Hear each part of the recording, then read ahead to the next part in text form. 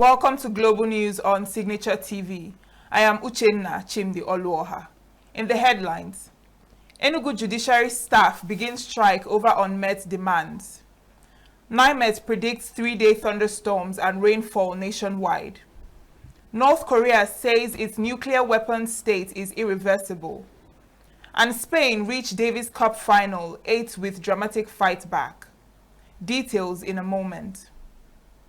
Every second, every minute, every day, news is breaking, events occur, and there are new developments. At Signature TV, we follow these stories objectively, bringing all sides without bias, explaining the complex issues, breaking down the numbers, and investigating the issues behind the news. Anywhere and everywhere, near or far, wherever the news is, we will be there. Signature TV. News in your pocket. The Judiciary Staff Union of Nigeria, JUSUN, resumed its suspended industrial action over the non-payment of the consolidated judiciary salary structure and other salary arrears.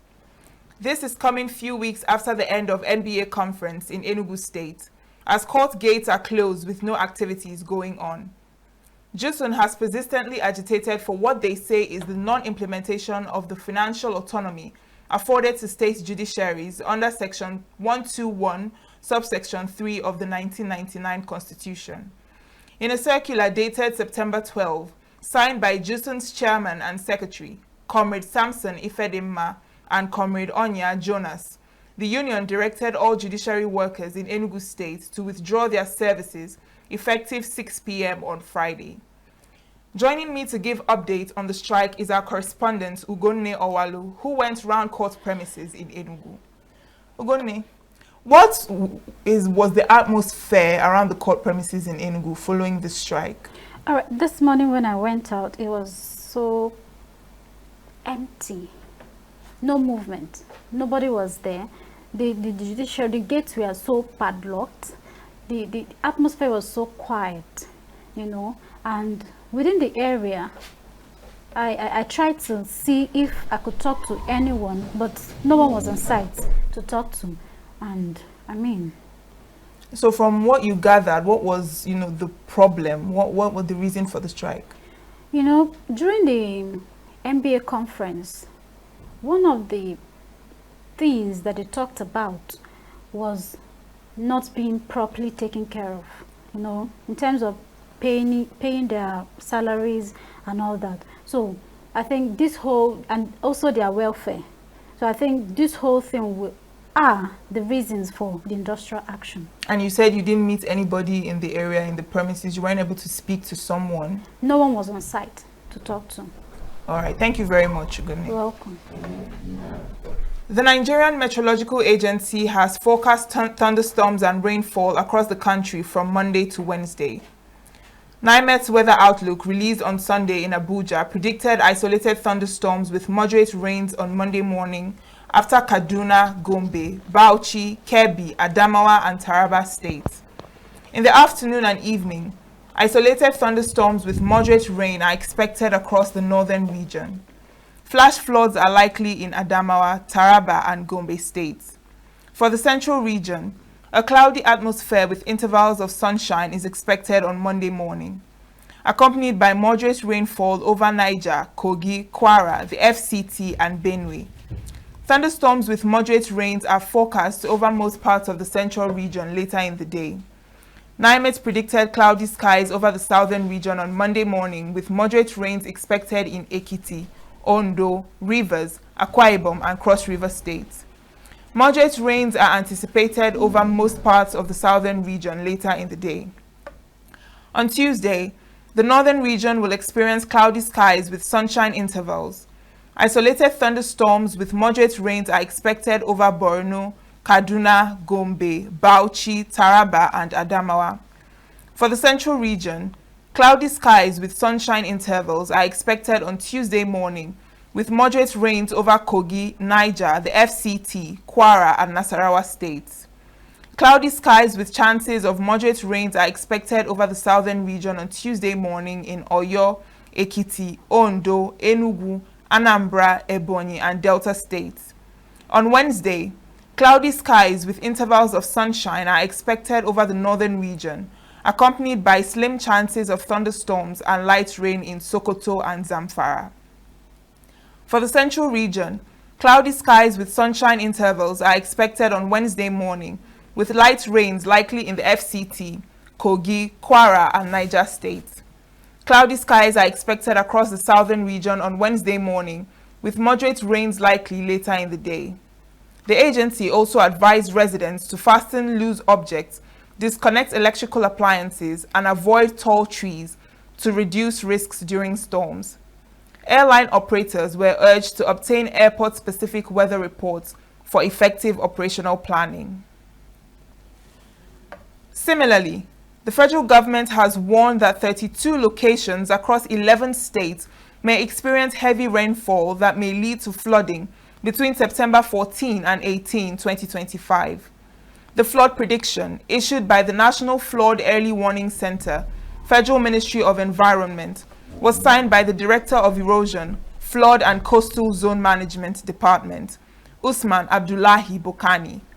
According to the notice, the affected states and locations are Adamawa State, Benue, Nasarawa, Taraba, Delta, and Niger states.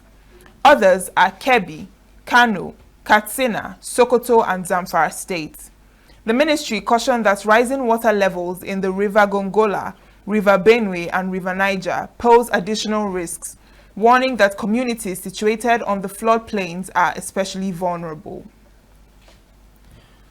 The outgoing sole administrator of Rivers State, Ibok Ete Ibas, has called the residents to put the state above self-interest, stating that no political victory is worth blood of any Rivers citizen.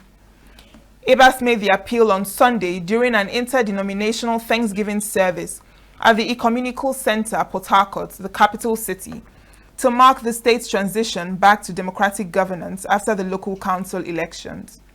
President Bola Tinubu appointed the sole administrator in March to preside over the state for 6 months after the declaration of emergency rule. According to Ibas, Rivers State was torn by divisions, instability, and broken trust before the intervention of the emergency rule.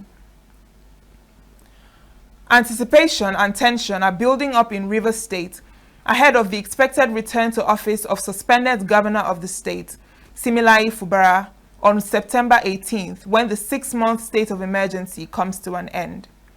While some citizens welcome his comeback, others insist resignation may be his best option under the prevailing political conditions.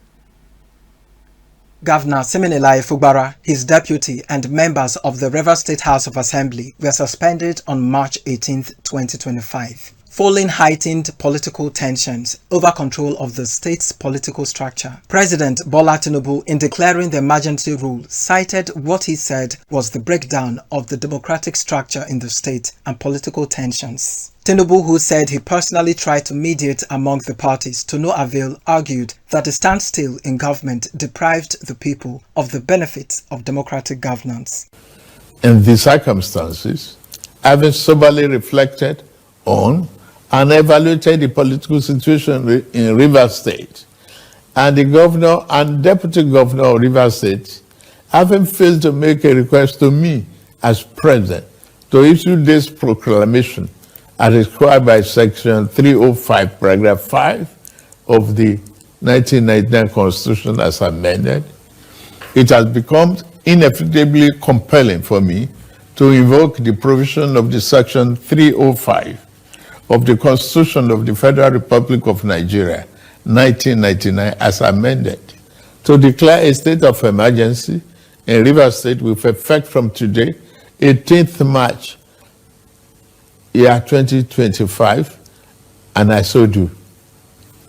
By this declaration, the governor of Rivers State, Mr. Siminalayi Fubara, his deputy, Mrs. Ngozi Oju, and all elected members of the House of Assembly state are hereby suspended for an initial period of 6 months. With the outcome of the last local government election held under the outgoing administrator, the balance of power has shifted back toward the Wike camp, leaving Governor Fubara politically exposed. as he prepares to return to office. This has raised concern about how Fugbara will be able to pilot the affairs of government with an existing Wike-controlled hostile House of Assembly. Rivers citizens and other Nigerians have been weighing the options available to the suspended governor ahead of his much-expected return in the next few days. While some citizens are excited about his comeback, others advise that resignation may be his best option under the prevailing political conditions. According to them, Fugbara should resign shortly after resumption, arguing that working under what they describe as unfavorable conditions would reduce him to a mere puppet.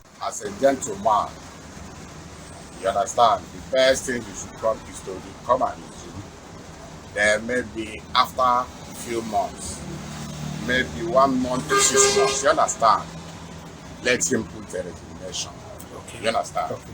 That is my candid opinion. Because you cannot push a man to the wall and you expect him to be on that wall without reacting. You understand? He should take action and resign, and that should be the best thing for him. I see. Once I resume office today, maybe 2 weeks or a week later, I resign and I will have my respite. That is what I will do. Because for you to come back now, there's a lot that is going to do. Others say the governor should maintain peace by sticking to the agreement brokered with his political benefactor and godfather to ensure that governance continues smoothly. Let them settle within themselves and let peace reign. Nobody is happy when he's not in the state. Nobody is happy. So let him not repeat himself again. For me, that is what I think it should be. They should comply with them and let them work together whichever way. Even if it didn't work well again, no reverse person will blame him because he started well. And we all see what happened. So that is just the truth. We are praying that as him and the boss settle, everything will move forward. That's what we are doing. If you come now like this now, you guys see they play with the small thing. When you don't know, say yes, you don't get the state to yourself. Then you act in your own way, you go act for power as a full governor. He's a peaceful man, rather. I will advise him to just maintain the peace like he has always been, and then leave Rivers people, because he's not leading himself, he's leading the Rivers people. So he's working for the people. As the governor, you are serving the people, so let him just maintain the peace. A section of residents is, however, expressing joy over his anticipated return, hopeful that it will revive governance and abandoned projects and restore leadership after months under a sole administrator. He has that good mindset from the offset. We know, we are seeing him. So he will finish all the projects and likely do new projects before the timeline. Honestly, yes. We are thinking that if he comes, everything will be, work will start, so that something will reach to the grassroots. As it is now, we don't know whether government will be able. But when he comes back, we know that government. By the way, governor, same is a governor of Rivers State. So let him come and take his position as a governor of Rivers State. So he should not come and be like a boy to weekend. Everybody knows he's a governor of Rivers State. So we need him to come back. Let him come back. Analysts posit that if the hostilities in the state continue and Wike maintains his victory stand, Fugbara may find himself boxed into Rivers Government House with little control beyond the Executive Council that may translate to slow service delivery. So, will his return mark a fresh start for governance or a continuation of political tensions? Only time will tell. 5,394 teachers newly recruited by the Abia State government will resume work on the 22nd of September when schools reopen in the state. Governor Alex Oti disclosed this on Sunday during a church service at Salvation Ministries, Aba, where he had gone to worship unannounced. Oti stated that the recruitment was transparently done, ensuring that only the qualified got the job irrespective of where they came from. He encouraged the people to go and register in the ongoing continuous voters registration exercise, saying that if you fail to vote or shy away from voting in an election, you have voted for the wrong person. The Federal Ministry of Education has realigned the Teachers Registration Council of Nigeria, TRCN, and the National Teachers Institute, NTI, to enhance teacher professionalism and improve education delivery across the country. Outlining the new roles for the two agencies in a press release issued via its official X account, the ministry mandated that all teachers must be registered with TRCN. It explained that NTI will now concentrate on in-service training and community professional development programs, while the TRCN will take on the responsibility of regulating and licensing teachers nationwide. Education Minister Maruf Alausa unveiled new guidelines for both organizations, covering key areas such as teacher registration, professional development, compliance monitoring, welfare, and curriculum standards. Former Deputy Governor of the Central Bank of Nigeria, Kingsley Moghalu, has described as unfair the demand for more taxes from Nigerians amid the profligacy and corruption by leaders. Moghalu questioned how oil revenues and billions of dollars in borrowed funds had been spent, stressing that accountability must precede any fresh tax demands. In a post on X, the former CBN governor described Nigeria's political class as self-entitled elites who lack transparency. While acknowledging that tax reforms are broadly in the right direction, Moghalu insisted that without addressing corruption and waste in governance, the burden on ordinary Nigerians would remain unjust. Former Deputy National Publicity Secretary of the All Progressives Alliance, Timi Frank, has called on the Independent National Electoral Commission to implement vital reforms ahead of the 2027 elections to ensure free, fair, and credible polls. In a statement on Sunday, Frank urged the ruling All Progressives Congress to stop attacking, intimidating, and harassing opposition leaders in the country. Reacting to developments in Nepal, Frank emphasized that INEC, the judiciary, and security agencies, as well as other democratic institutions in the country, have critical roles in upholding the rule of law and preventing similar unrest.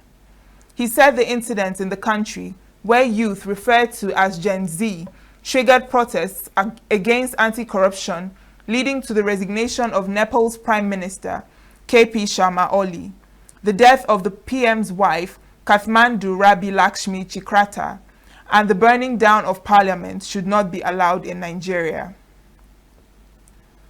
The Senate President, Godswill Akpabio, has urged Nigerians to be patient with the administration of President Bola Tinubu, stating that the reforms initiated by the government will soon bear fruits of economic prosperity. Akpabio made this call in his opening address as the chairman of the second plenary meeting of the Catholic Bishops' Conference of Nigeria at Ikote-Ekpene, Akwa Ibom State. Akpabio urged Nigerians never to be despaired by the current economic situation in Nigeria, but to look forward to a brighter future. Secretary to the Government of the Federation, George Akume, who represented President Tinubu, said the administration was working towards building a country that works for everyone. He urged the church to keep supporting the government and assured that the Tinubu administration would leave no one behind through its social investment programs. Akwa Ibom State Governor Umo Eno said the Catholic Church has played key roles all over the world in fighting injustice, enthroning democratic governance, and placing the welfare of the people at the center of her policies, and urged it not to relent. Up ahead, Senate President Godswill Akpabio urges patience amid Tinubu's government reforms. NDLEA nabs Indian man, accomplices with 3.9 billion drugs in Lagos. Stay with us. Every second, every minute, every day, news is breaking, events occur, and there are new developments. At Signature TV, we follow these stories objectively, bringing all sides without bias, explaining the complex issues, breaking down the numbers, and investigating the issues behind the news. Anywhere and everywhere, near or far, wherever the news is, we will be there. Signature TV. News in your pocket. Democratic Congress, ADC, has refuted a report that the Independent National Electoral Commission has validated and released a list of the party's state chairmen across Nigeria's 36 states and the Federal Capital Territory. In a statement he released via his official X account on the party's spokesman, Bolaji Abdullahi, said that the INEC has not issued any confirmation, either officially or unofficially. Abdullahi, who described the report as fake news, engineered to create confusion within the party, emphasized that the ratification of state leadership is an internal party process governed by its constitution. He explained that INEC will only recognize submissions made through proper channels after due diligence, and said the party remains committed to internal democracy and discipline. The report, in some sections of the media, had listed what they claimed were ADC state chairmen, which they claimed was confirmed by INEC. The Young African Leaders for Global Impact, YALGI, has hosted its annual Young African Leaders Conference, YALCON, in Enugu, with the theme, Africa's Next Generation of Change Makers, leading the shift from aid to sustainable impact. The event brought together young innovators and leaders committed to shaping the continent's future. Correspondent Raymond Ken Mbata, who was at the Amadio Event Center in Enugu, venue of the event. The conference hall was filled with vibrant voices of young leaders, policy advocates, entrepreneurs, and development partners. Discussions focused on practical strategies to move Africa away from donor dependency and towards self-reliant, sustainable growth. Speakers emphasized the importance of innovation, leadership, and collaboration in tackling Africa's most pressing challenges, from education and health to governance and economic development. The convener of the convention, Ikenna Ezenwa, decried Africa's dependence on foreign aid and eschewed the youth to change the narrative. I welcome you warmly to Young African Leaders Conference 2025. Welcome to a gathering where ideas will become strategies, where challenges will be imaged as opportunities, where networks will be built across borders, and where youth leadership will not be postponed, but executed and exercised today. I urge you to engage deeply, to think critically, to collaborate sincerely and act courageously.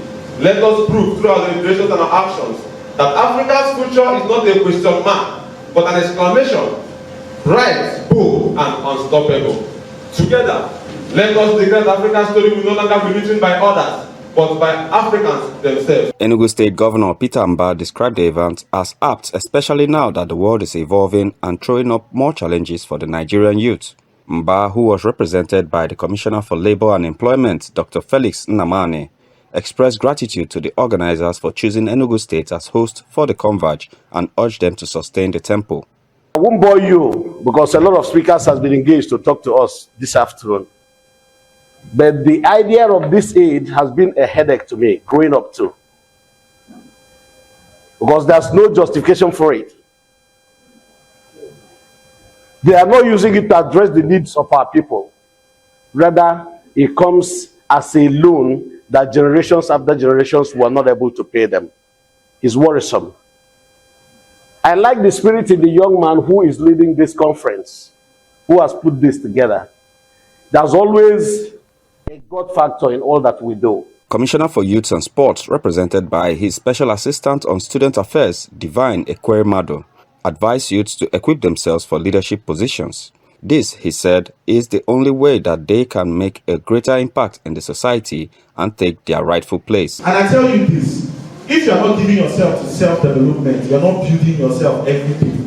The day God will announce you, the day you will find the opportunity, you will not be ready. A lot of people are going to walk through the doors. A lot of people are going to become networked like they are doing now. A lot of people will walk into the opportunities. But guess what? They will have no story, they will have no experience. And so when they tell you to volunteer, when they tell you not to wait for leadership opportunities, to do the things that you need to do, it is so that you can gain the scars, you can gain the experience, you can gain the story to tell. Keynote speaker Dr. Sharon Waswa from Kenya advocated for a shift from aid dependence to self-sustenance and a redefinition of the narrative that Africa is a troubled continent. If a youth group was to run a solar irrigation cooperative, and you can go from selling pumps, because a lot of people sell pumps, to selling liters of water delivered. and having farmers or people paying for the litters during the season. The cooperative will maintain uptime, you will get money, and you will get paid for performance because you deliver on the liters of water. And that's not charity, it's a contract that you have created with farmers. You're not handing them pumps, they get water, they pay for the water. One of the speakers, Val Okafor, spoke on transformational leadership, saying that one does not need a special position to take up responsibility. The kind that Africa is looking for, a style of leadership that puts premium on bringing out the best out of people. There's a book that is written, The Men Who Built America, not the politicians who built America, but the men who built America. The central message from this conference is that Africa's future lies not in foreign aid, but in the creativity, resilience, and leadership of its young people. From the Amadio Event Center in Enugu, Raymond Ken Mbata reporting for Signature TV. Justice Musa Lehman of the Federal High Court, Abuja, has sent back to the Chief Judge a motion filed by the leader of the Proscribed Indigenous People of Biafra, IPOB, Nnamdi Kanu, for reassignment. Kanu, in the motion, ex parte, is seeking an order of the court transferring him to the National Hospital, Abuja, for urgent medical attention. In a short ruling, Justice Lehman ordered the transfer of the case back to the Chief Judge of the Federal High Court, following an application by Kanu's counsel, Uchenna Njoko, Senior Advocate of Nigeria, considering the fact that the annual vacation of the court will end on Monday. Counsel to the Department of State Services, Adeboyega Awomolo, did not oppose Uchenna's application. At the resumed hearing earlier, the judge hinted that there was no time for the vacation court to decide Kanu's motion. Justice Lehman added that in line with Section 46, subsection 8 of the High Court rules, any case that could not be completed within the vacation period would have to be sent back to the Chief Judge for reassignment. He said that though Kanu's motion was an urgent one in view of the health ground, it was filed late.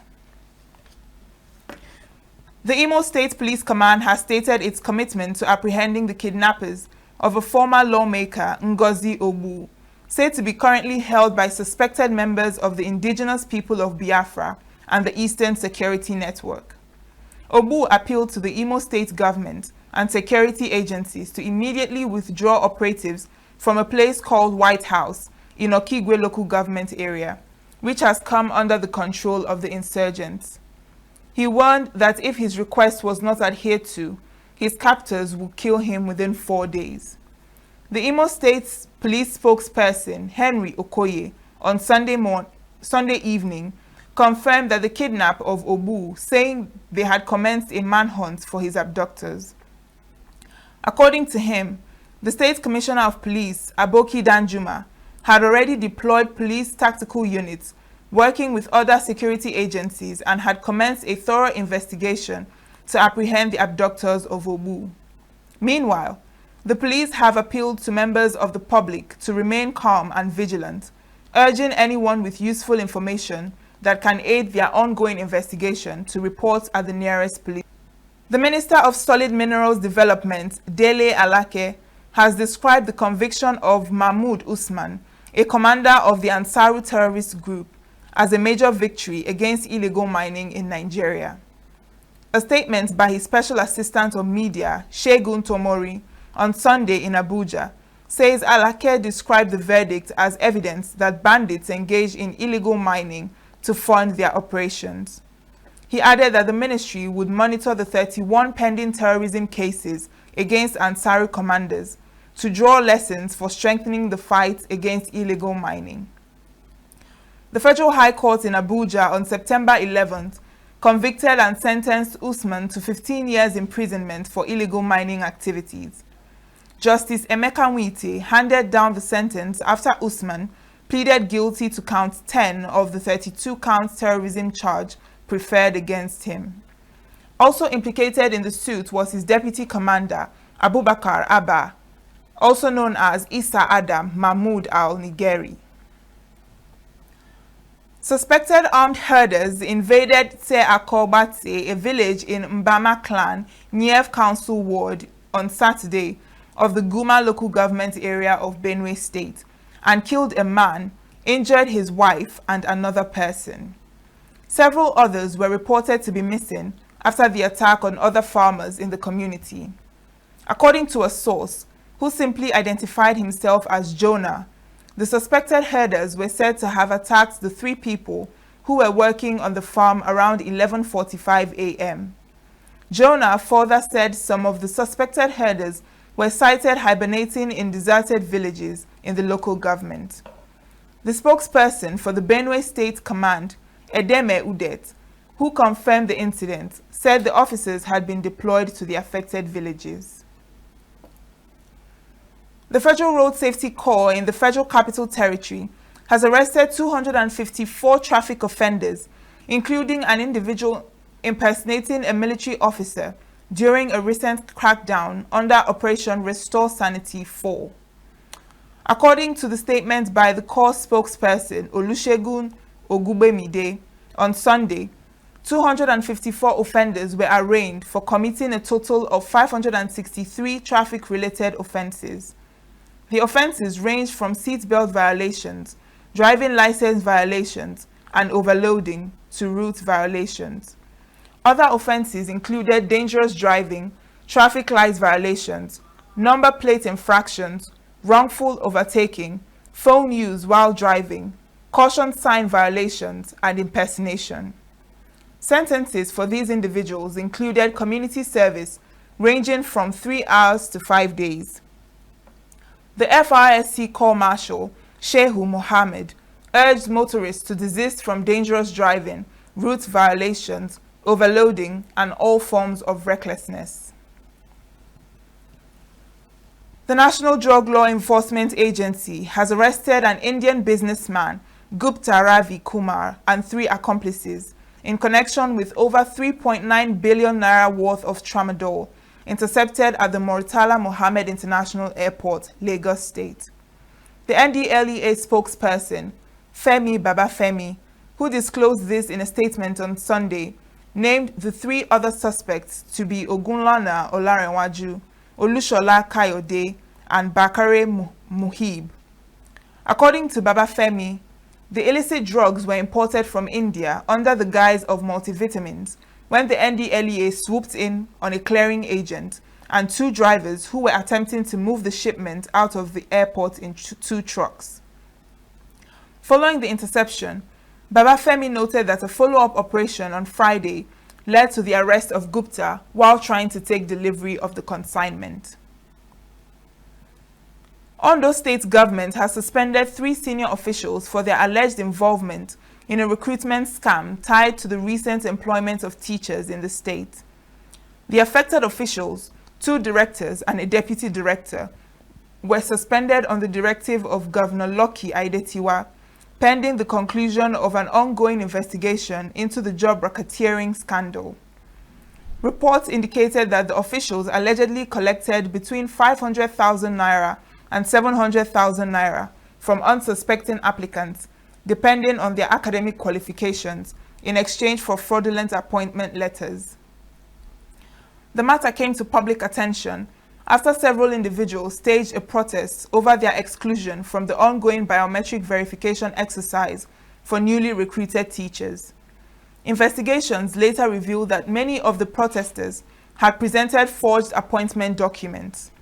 In a statement issued by the governor's chief press secretary, Ebenezer Adeniyo, disclosed the internal investigations confirmed that the 3 officials at the State Universal Basic Education Board had colluded with external collaborators to issue counterfeit appointments and posting letters to unsuspecting applicants in exchange for money. Still to come, China's economy slumps in August as consumer export demand sags. France's Le Pen calls for parliament's dissolution.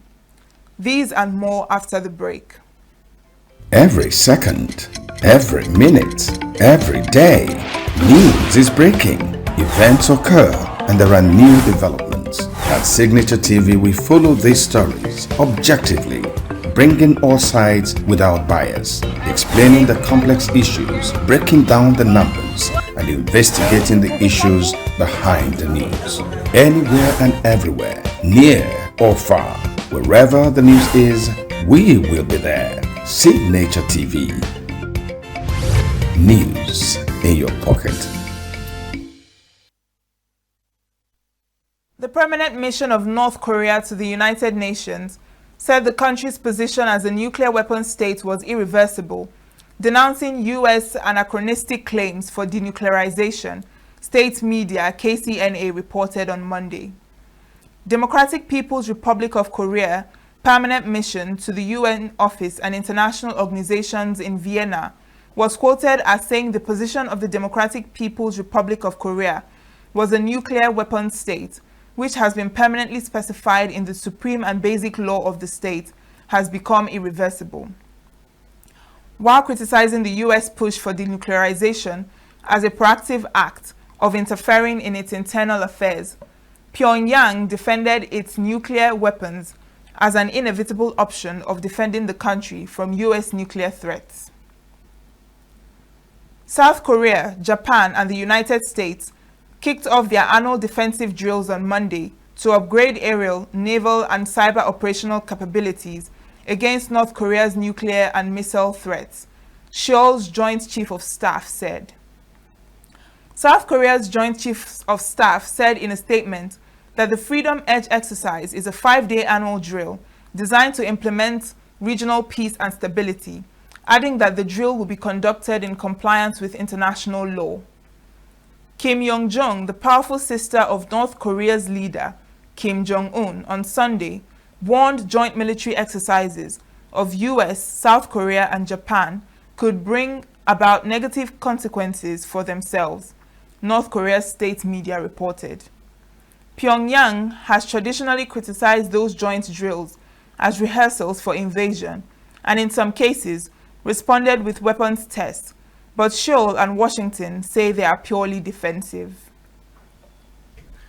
China's factory output growth slowed to its weakest pace in a year in August, while retail sales fell to a 9-month low, keeping pressure on Beijing to roll out more stimulus to fend off a sharp slowdown in growth in the $19 trillion economy. Industrial output grew 5.2% year-on-year, the National Bureau of Statistics reported on Monday, the lowest reading since August 2024 and weaker than a 5.7% rise in July. Retail sales, a gauge of consumption, expanded 3.4% in August, the slowest pace since November 2024, and cooling from a 3.7% rise in the previous month. They missed a forecast gain of 3.9%. Unemployment edged up to 5.3% in August, from 5.2% a month prior and 5.0% in June, official data showed. The disappointing data suggests policymakers will need additional near-term fiscal support to hit their annual growth target of around 5%, with manufacturers awaiting more clarity on a U.S. trade deal and domestic demand curbed by a wobbly job market and a protracted property crisis. Spanish Foreign Minister José Manuel Álvarez will greet on Sunday the U.S. and China delegations ahead of their talks on trade and TikTok, the Madrid government said. The U.S. and Chinese officials meet in Madrid on Sunday to hash over long-standing trade irritants, a looming divestiture deadline for Chinese short video app, TikTok, and demands by Washington that G7 and European allies impose tariffs on China to halt its purchases of Russian oil. The talks in the Spanish capital mark the fourth time in 4 months that U.S. Treasury Secretary Scott Bessent and U.S. Trade Representative Jamieson Greer have met with Chinese Vice Premier He Lifeng in European cities to try to keep a fractured U.S.-China trade relationship from collapsing under President Donald Trump's tariffs. The three officials, along with China's top trade negotiator, Li Cheng'an, last met in Stockholm in July, where they agreed in principle to extend for 90 days a trade truce that sharply reduced triple-digit retaliatory tariffs on both sides and restarted the flow of rare earth minerals from China to the United States. The Spanish government is seeking maximum exposure for the talks. Spanish Foreign Minister José Manuel Álvarez will publicly greet the two delegations before the start of the talks at 1:50 p.m. local time at the Baruch Palacio de Santa Cruz, which houses Spain's foreign ministry. Preparations were underway on Sunday in Doha ahead of an emergency Arab-Islamic summit on Monday to discuss the Israeli attack on Hamas leaders in Qatar. Israel attempted to kill the political leaders of Hamas with an airstrike on Qatar on Tuesday, escalating its military action in the Middle East with what the US described as unilateral attack that does not advance American or Israeli interests. Qatari Prime Minister Sheikh Mohammed bin Abdulrahman Al Thani said in an interview on Wednesday there would be a response that is under discussion with regional partners to Israel's Tuesday's attack on Doha. While Israel defended the attacks as being justified, Qatar said Israel was treacherous and engaged in state terrorism. Qatari Prime Minister Sheikh Mohammed bin Abdulrahman Al Thani said the airstrikes threatened to derail the peace talks Qatar has been mediating between Hamas and Israel. Peruvians from Pope Leo XIV's former diocese in the city of Chiclayo marked the pontiff's 70th birthday on Sunday with a celebration that included cakes and songs. In the Monsefu district in northern Chiclayo, the Bakers Association gathered with cakes depicting images of the Pope to celebrate his birthday. Originally from Chicago, the Pope spent most of his career as a missionary in Peru and has dual US-Peruvian nationality. The Pope, whose birth name is Robert Francis Prevost, served as Bishop of the Diocese of Chiclayo in Peru from 2015 to 2023. He became a cardinal in 2023. On May 8th, he was elected to succeed the late Pope Francis, becoming the first US-Peruvian leader of the 1.4 billion member Catholic Church. French far-right National Rally leaders Marine Le Pen and Jordan Bardella on Sunday reiterated their demand for the dissolution of the National Assembly in order to bring about a change of leadership. What we need is a return to the spirit and letter of the Fifth Republic. And therefore, given the current situation, a return to the polls. Because if the French people continue to progressively restrict Emmanuel Macron's institutional capacity for action through increasingly thin parliamentary support, it's because after 8 years, they yearn for a different policy. To aspire to a different policy in electoral matters, this is called alternation. I've said it before and I'll repeat it, alternation is normal. In a democracy, it's healthy, it's essential. The short-lived Prime Minister François Bayrou planned to increase French taxes by 20 billion euros. According to him, there was no choice. You know, like those ultra-liberal regimes of the 1980s who coined the phrase, there is no alternative. But nothing could be more mendacious. For years, we have established a simple principle. Before asking the French to make the slightest effort, the state must drastically eliminate dogmatic and toxic policies for the country and reduce its expensive lifestyle. National priority for access to housing and social assistance. Tomorrow, we will do it. National priority in public procurement for our businesses. Tomorrow, we will do it. Drastically reducing regular and irregular migration flows. Tomorrow, we will do it. Reducing our contribution to the European Union to free up the billions that our police officers, our healthcare workers, and our teachers so desperately need. Tomorrow, we will do it.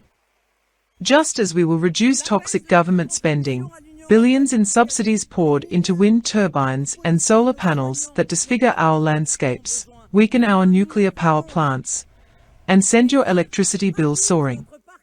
When this already forgotten government is censured, probably in a few weeks or months, you will once again be called to the polls. You will have the power to make Jordan Bardella their Prime Minister. The crisis France is going through will not be resolved by a simple casting change, by a waltz of interchangeable and anonymous ministers. It requires a profound break with 8 years of Macronist politics that is nothing more than socialism, only worse. To trust, is to admit that only a return to the polls will restore the stability the country craves. Either the President of the Republic dissolves the National Assembly to organize new legislative elections, or, in the event of repeated deadlock, he will have to resign himself, as General de Gaulle did. As the new Prime Minister Sébastien Lecornu continues his consultations with a view to drafting a budget that would not be rejected by the deputies, RN leaders declared that change was needed. Le Pen's number 2 party leader Jordan Bardella highlighted the fatigue of the French after 8 years of Macronist rule and denounced the negotiations initiated by the new occupant of Matignon, where the national rally has not yet been received.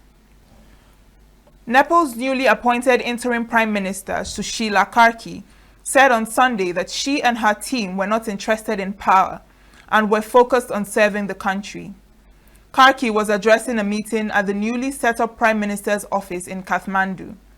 Karki added that her interim government would work for 6 months, after which the jurisdiction would be handed over to a newly elected government. She also announced compensations for those killed in protests on September 8th. The conditions under which I had to take responsibility. I am not here because I desire to do so. Voices on the street said, "Bring in Sushila Karki," and I was compelled to take charge. This is why I am working with my team, and we are not here to taste power. My age does not support that either. We were asked to join and take charge. We are here to serve the country, and we will only stay here for 6 months, not more than that. After completing all the tasks and responsibilities, we will be free and we will hand it over to the new ministers and the parliament. We have made this promise. Today, after coming here, I have signed an order to declare that those who were killed on September 8th will be considered martyrs.